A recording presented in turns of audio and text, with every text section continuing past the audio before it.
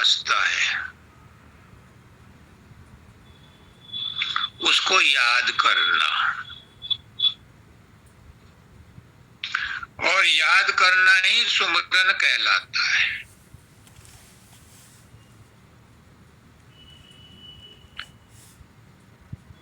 किसी भी तरह से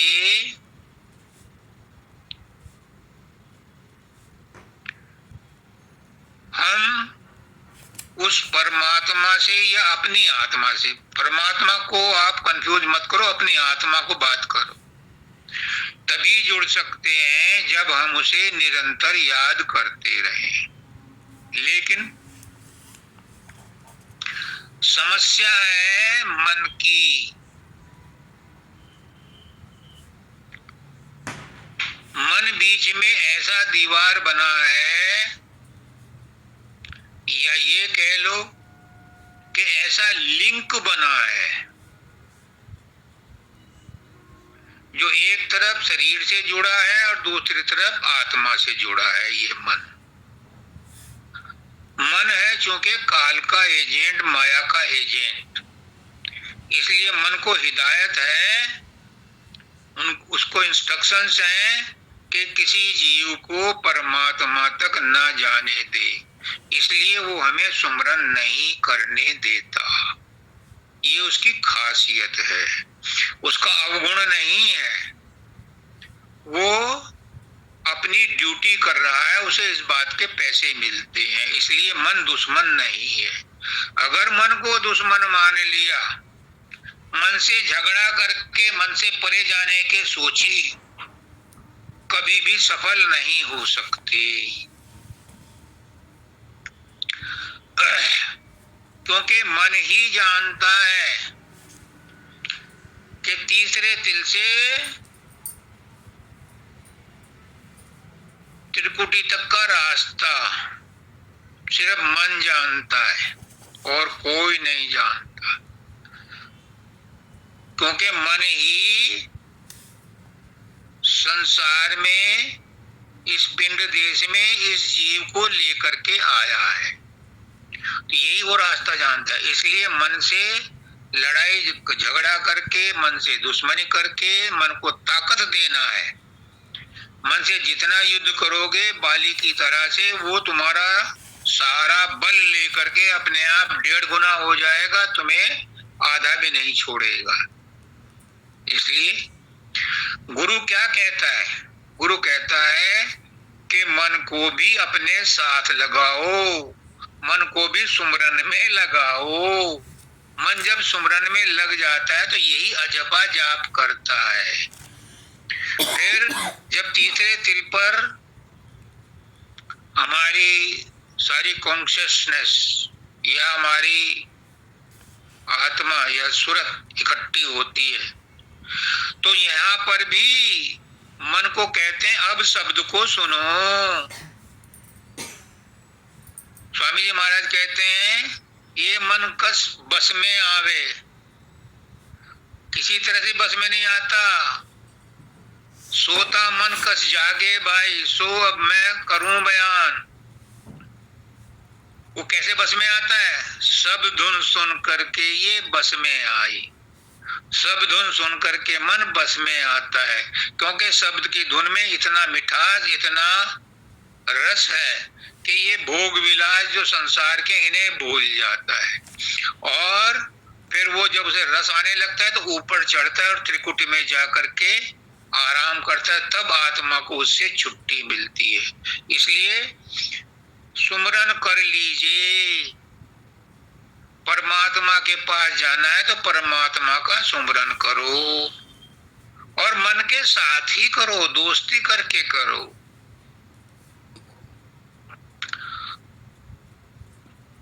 मानव दयाल जी कहते हैं कि जहां जहां मन जाए वहां वहां गुरु को बैठा दो। जहां जाएगा मन विषय वासनाओं में जाएगा, तो वो कहते हैं कि विषय वासनाओं को गुरु की तरफ मोड़ दो, अहंकार को गुरु की तरफ मोड़ दो, काम को गुरु की तरफ मोड़ दो, क्रोध को गुरु की तरफ मोड़ दो, लोभ को गुरु की तरफ मोड़ दो, मोह को गुरु की तरफ मोड़ दो। जहां जहां मन जाए वहीं गुरु को बैठा दो। तो अल्टीमेटली मन भी सोचेगा कि जब सभी जगह गुरु है तो क्यों ना इसी की बात को माना जाए, तो वो फिर अजप अजाप करने लगता है। लेकिन इसमें कंसिस्टेंसी चाहिए, लगातारता चाहिए, निरंतरता चाहिए। कभी कर लिया कभी भूल गए तो मन बस में नहीं आएगा। मन थोड़ा बहुत अगर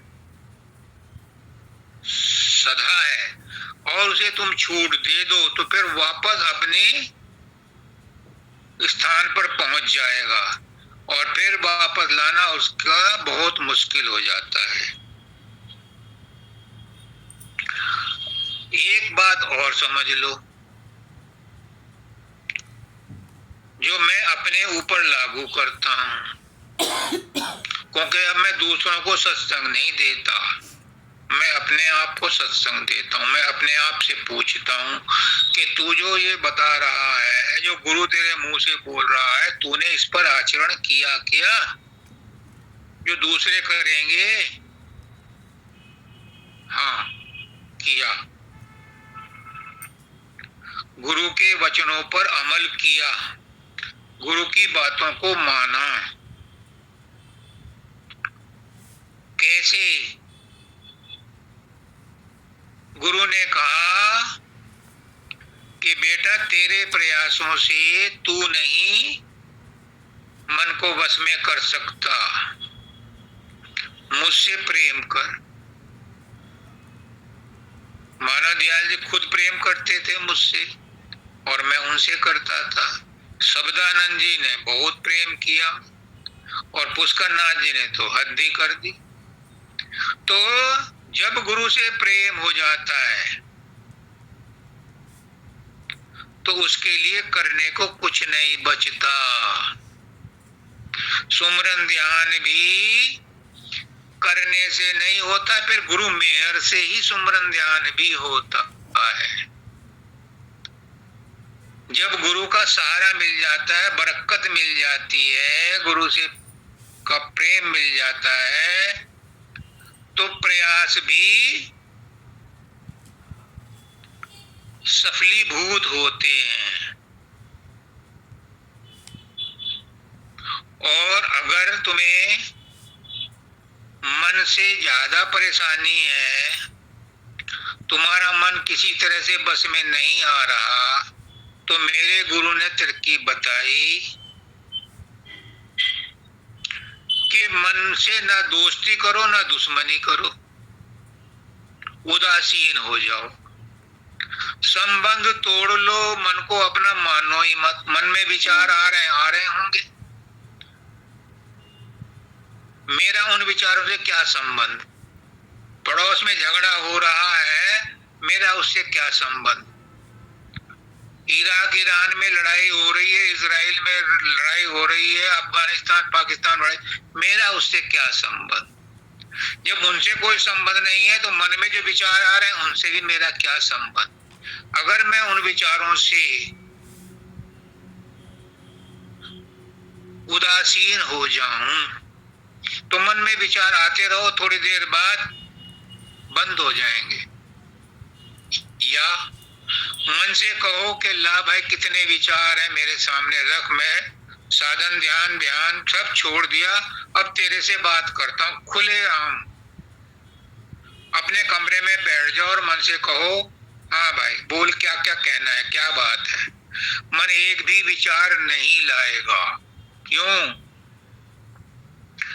मन में विचार या तो भूतकाल के हैं या भविष्य काल के हैं, वर्तमान में मन में कोई विचार रहता ही नहीं। तो तुम वर्तमान में जीना शुरू कर दो, वर्तमान में विचार आएगा ही नहीं, और आएगा तो उसे गुरु की तरफ मोड़ दो। लो गुरुदेव ये आ गया, संभालो इसे। मैं अक्सर यही कहता रहता। अब पता नहीं गुरु के पास कितना बड़ा भंडार है, वो कहाँ स्टोर करके रखते होंगे। मैं तो हर बात में जब भी मन विचार उठाता है, मैंने कहा गुरुदेव ये लो आ गया, मैं आपका सुमरन करता रहूंगा, इस विचार को आप संभालते रहो।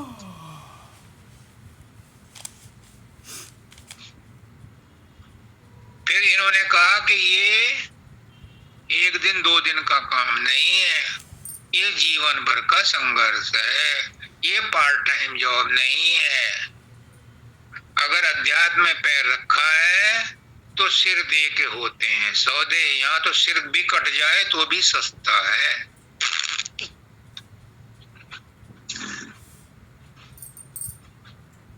मन के बारे में बहुत कुछ है। रोज मन से हमारा संपर्क होता है और नए नए तरीके के व्यवधान आते हैं, नए नए तरीके का गुरु उनसे सलूशन देता है। स्वामी जी महाराज कहते हैं,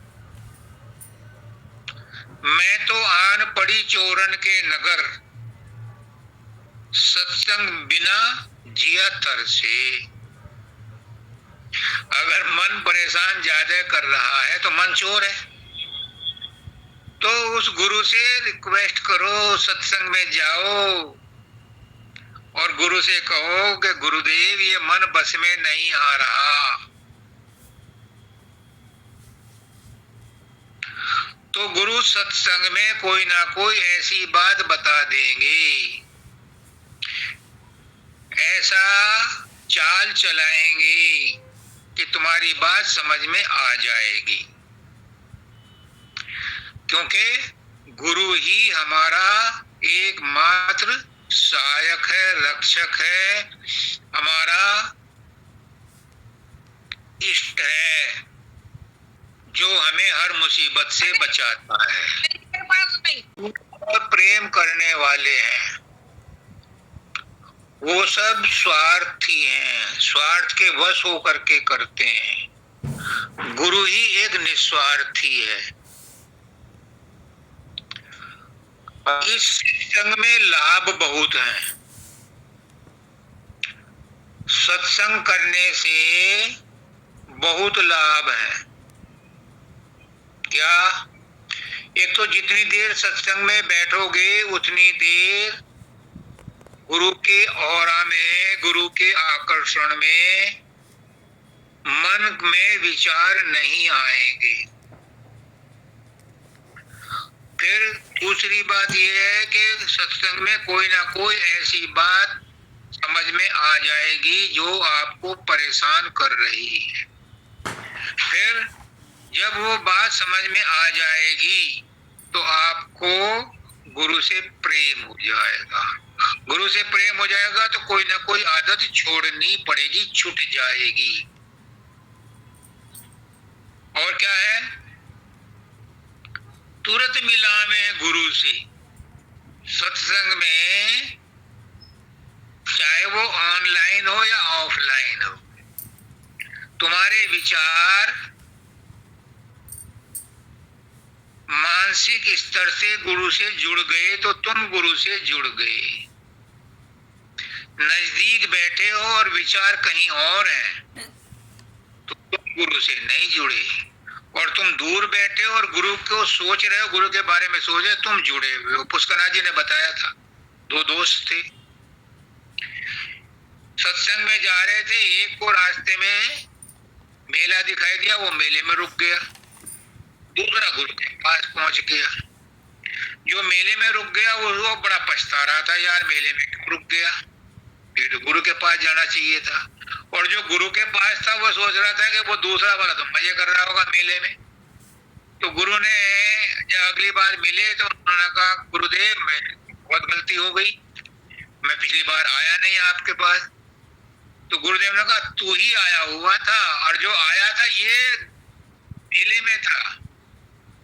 अब ये क्या कह रहे हो आप कि मानसिक रूप से तू मेरे पास था और मानसिक रूप से ये मेले में था, जबकि मेरे पास प्रेजेंट था। तो जो मानसिक रूप से गुरु से जुड़ा है वो गुरु का फायदा उठा लेता है, गुरु के रेडिएशन उस तक पहुंच जाते हैं। मूर्ख जन कोई सार न जाने, सत्संग में अमृत बरसे। लोग बाग सत्संग को एक फॉर्मेलिटी समझते हैं। कभी मन में आया ज्वाइन कर लिया, कभी नहीं आया तो नहीं किया, कभी मन में आया शुरू में जुड़ गए, कभी मन में आया नहीं जुड़े। क्यों? उन्हें सत्संग की इम्पोर्टेंस ही समझ में नहीं आई। वो सोचते हैं हम अपने बलबूते पर साधन अभ्यास करके सतलोक पहुंच जाएंगे। इम्पॉसिबल, असंभव। बिना सत्संग में सतगुरु के प्रेम और श्रद्धा प्रकट किए, गुरु के बताए हुए मार्ग पर बिना चले कोई अपने बलबूते पर सतलोक नहीं पहुंच सकता। मूर्ख जन कोई सार न जाने, सत्संग में अमृत बरसे, क्योंकि सत्संग में ही अमृत बरसता है। उसी को पी करके हम तकड़े होते हैं, उसी को पी करके हम सतगुरु को पहचानते हैं, उसी को पी करके हम अपने आप को पहचानते हैं। फिर कहते हैं शब्द सा हीरा पटक हाथ से, मुट्ठी भरी कंकड़ से। लोग बाग हाथ से हीरा छोड़ करके कंकड़ों को पकड़ते हैं, धूल मिट्टी को पकड़ते हैं, उनमें सार समझते हैं। सत्संग की बातों में सार नहीं मिलता उन्हें। क्यों? क्योंकि ये भी मन की चाल है, ये भी माया की चाल है कि उन्हें भटकाए रखे, उनके अंदर सत्संग में प्रेम ना होने दें, उनके अंदर सतगुरु से जुड़ाव ना होने दें। ये माया काल की चाल है। कबीर सुनो भाई साधु, सूरत करो वही घर से। अगर उस घर को जाना है तो तुम्हें अपनी तवज्जो को सदगुरु के साथ जोड़ना पड़ेगा। इसके अलावा और कोई शॉर्टकट नहीं है, चाहे एक बार सुनो या 10 बार सुनो। बिना सदगुरु की दया मेहर से जब मुझे 40 साल इतने बीत गए और रास्ता नहीं खुला, फाटक नहीं खुला, तो मैं कैसे कह दूं कि आपका खुल जाएगा? अब खुला है जब गुरु की दया मेहर बरसी है। और क्यों बरसी है? क्योंकि आप लोगों की दया मेहर ने मेरा फाटक खोला है। बाबा फकीर कहते हैं कि सत्संगियों तुम मेरे गुरु, मैं भी कहता हूँ सत्संगियों तुम मेरे गुरु, तुमने मेरा फाटक खोला है, मेरा रास्ता खोला है, मैं तुम सबका आभारी हूँ। जब कभी भी किसी का टेलीफोन आता है, मैं कभी कोई इतराज नहीं करता, मैं फौरन अटेंड करता हूँ, सिर्फ इसलिए कि आप लोगों ने मेरे बहुत एहसान किया है, जो मेरा रास्ता खोला है। एक शब्द पढ़ा है ग्रुप पर, उसको भी टच कर लेते हैं, अभी तो है समय।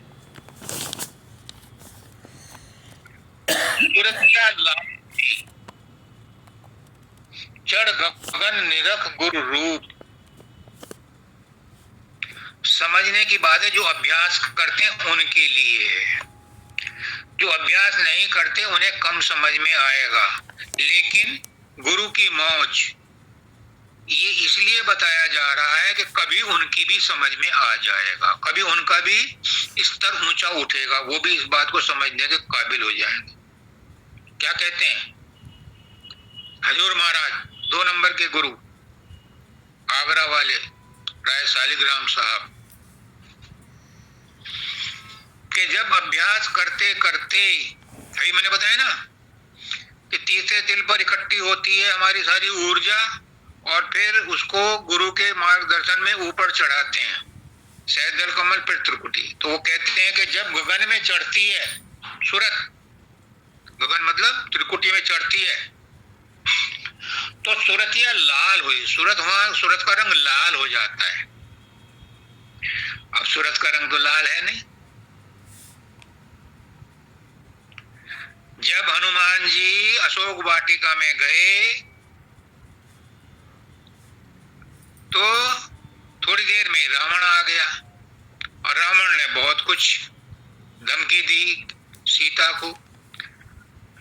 तो जब वो चला गया तो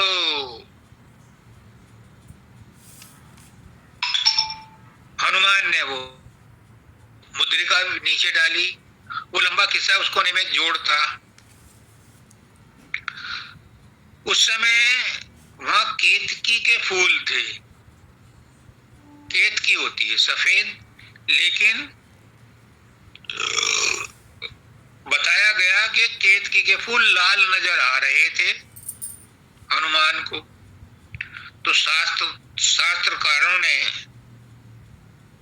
टिप्पणी की कि हनुमान जी को केतकी के फूल लाल क्यों नजर आए, वो तो बड़े ज्ञानी थे। तो उसका समाधान किया कि वो चूंकि गुस्से में थे, इसलिए गुस्से में आंखें लाल थी, उन्हें केतकी के फूल लाल नजर आए। बाबा फकीर कहते हैं कि जब हमारे मन की तारें खिंची होती हैं, हम साधन अभ्यास करते हैं, तारें खिंच जाती हैं मन की, हमारी वृत्तियों की, और उनके ऊपर सूरज चलती है, यानी गज चलता है। सारंगी के ऊपर तार खींचे होते हैं और जब गज चलता है तो उससे आवाज निकलती है। तो वो आवाज जो है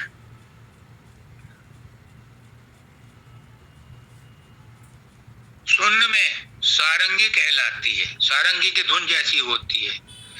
फकीर बाबा कहते हैं कि त्रिकुटी में चूंकि तुम जोर लगा करके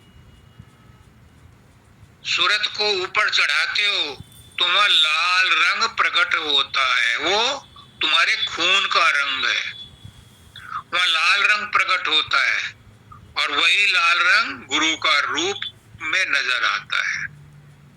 तो सूरतिया लाल हुई चढ़ गगन शिखर, निरख गुरु रूप, गुरु का रूप निरख करके, लाल लाल रूप निरख करके गुरु, वो सूरत जो है खुद लाल हो गई, लाल नजर आने लगी। सूरत का कोई रंग रूप है ही नहीं, सूरत तो महज एक चेतन शक्ति है। लेकिन यहाँ पर वर्णन किया है इंपॉर्टेंस बताने के लिए कि हम जब मेहनत करते हैं तो वहां लाल रंग त्रिकुटी में नजर आता है। क्यों?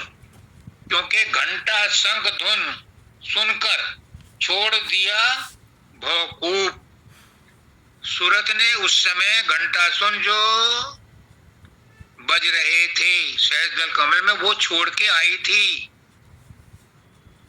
घंटा शंख जो सहज दल कमल में बज रहे थे, उन्हें छोड़ करके सूरत ऊपर चढ़ के आई थी, तो मेहनत करनी पड़ी थी, इसलिए लाल हो गई। लाल क्या हो गई? हमारे चेहरे का खून का जो रंग है वो लाल है, वो वहां उसे लाल नजर आया तो खुद भी लाल हो गई। कहने का मतलब ये है। फिर कहते हैं आशा तृष्णा मनसा जग की फटक गई दिल ले गुरु का सूप। दूसरा क्या डेवलपमेंट हुआ कि जो आशा तृष्णा थी, जो आशाएं थी, तृष्णाएं थी, कामनाएं थी, वो सब छूट गई। कैसे? वो कहते हैं गुरु का सूप, गुरु का छाछ, गांव में छाछ होता है, सूप कहते हैं। उससे पहले जो अन्न के ऊपर, गेहूं के ऊपर के अंदर कुछ वो होते थे घास फूस, और तो और वो जो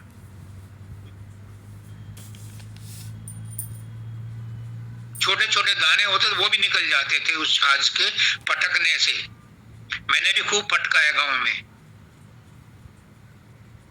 और कुछ तो ऐसे होते हैं कि वो गोचनी होती है, गेहूं और चने मिले हुए होते हैं, तो उन्हें भी छाछ से वो इस तरह से छाछ करते हैं कि चने एक तरफ हो जाते हैं, गेहूं एक तरफ हो जाते हैं। वो तो मुझे भी नहीं आता था, लेकिन छाछ पटकना मुझे भी आता था। सुन और महाशून्य के पारा निरखा सूरज श्वेत स्वरूप। अब देखो, वहां तो उसने लाल रंग देखा क्योंकि मेहनत करके आई थी, और अब जब वो मन वहां रह गया त्रिकुटी में, तो शून्य में अपने स्थान में आ गई, वहां शांत हो गई, तो वहां उसे श्वेत रूप दिखाई दिया। किसका? चंद्रमा का।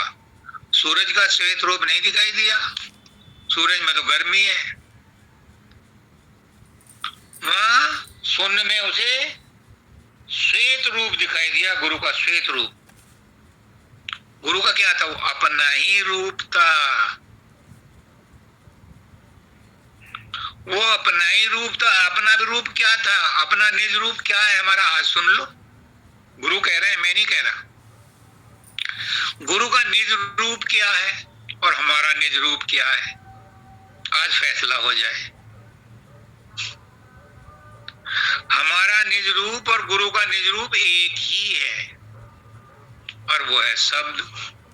तो वहां शब्द जो है सफेद रूप में प्रकट हुआ, और त्रिकुटी में वो लाल रूप में प्रकट हुआ था।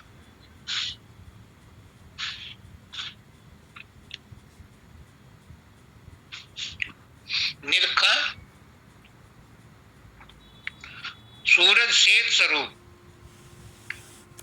वहां सूरज जो है सफेद नजर आया।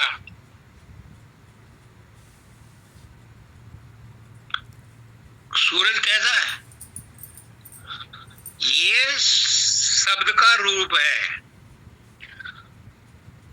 कहते हैं कि वहां हजारों सूर्यों के बराबर रोशनी होती है, तो वहां फिजिकल सूर्य नहीं है। बाबा फकीर कह रहे हैं मुझे नहीं पता, तोबा तोबा। बाबा फकीर कह रहे हैं कि वहां जो सैकड़ों हजारों सूर्यों का वर्णन है कि उतना प्रकाश होता है, तो वहां सूर्यों का प्रकाश नहीं, वो आत्मा का ही प्रकाश है, वो सूरज का ही प्रकाश है।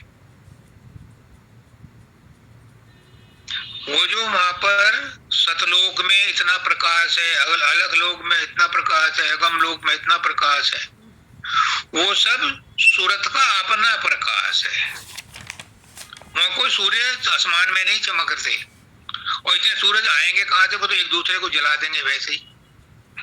लेकिन कुछ रोचक और भयानक बातें होती हैं, उनमें समझाया जाता है कि वहां सैकड़ों सूर्यों के बराबर प्रकाश नजर आता है। तो वो प्रकाश किसका है?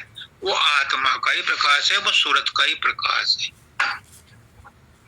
फिर कहते हैं लास्ट में, सत्य पुरुष का दर्शन करके पहुंची राधा स्वामी धाम अनूप। सतलोक में तो सत्य पुरुष का दर्शन किया, अगम लोक में अगम पुरुष का दर्शन किया, अलग लोक में अलग पुरुष का दर्शन किया, और राधा स्वामी धाम में किसका किया? राधा स्वामी धाम में कहते हैं वो अनूप,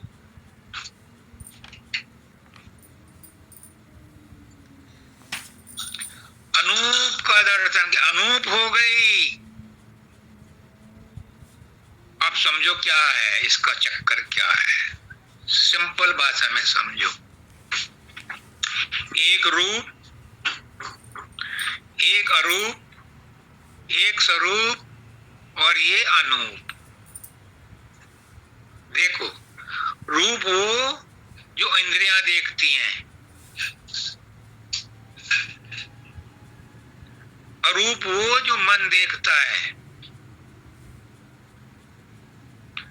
स्वरूप वो जो सतलोक में सूरत अपना रूप देखती है, शब्द रूप, और अनूप वो जो राधा स्वामी धाम में अव्यक्त रूप है, वो अनूप है, उसका वर्णन नहीं हो सकता। सतलोक वाले का तो फिर भी थोड़ा बहुत वर्णन स्वामी जी महाराज ने किया है, पर राधा स्वामी धाम में उसका वर्णन नहीं किया, क्योंकि वो अनूप है, वो अवर्णनीय है, उस जैसा कोई है ही नहीं। नेति नेति कह करके पीछा छुड़ा लेते। तो ये था आज का उच्च कोटि का, मानव दयाल जी ने, शब्दानंद जी ने पुष्कर नाथ जी ने, परम दयाल जी ने अपने अनुभव आपको आज बताए, और सबसे ज्यादा अनुभव आज बताए हजूर महाराज राय सालिग्राम साहब ने। इस सत्संग में वो आके पधारे। आप लोगों का बड़ा बड़ा धन्यवाद, शुक्रिया कि आपकी वजह से ये उच्च ज्ञान ऊपर से उतर करके आपके स्तर तक पहुंचा। मैं चाहता हूं कि आप सब इसका फायदा उठाएं। मेरी यही प्रार्थना है मालिक से कि हे मालिक, इन जीवों को सद्बुद्धि दो, सद्ज्ञान दो, सुख शांति समृद्धि दो। सबको राधा।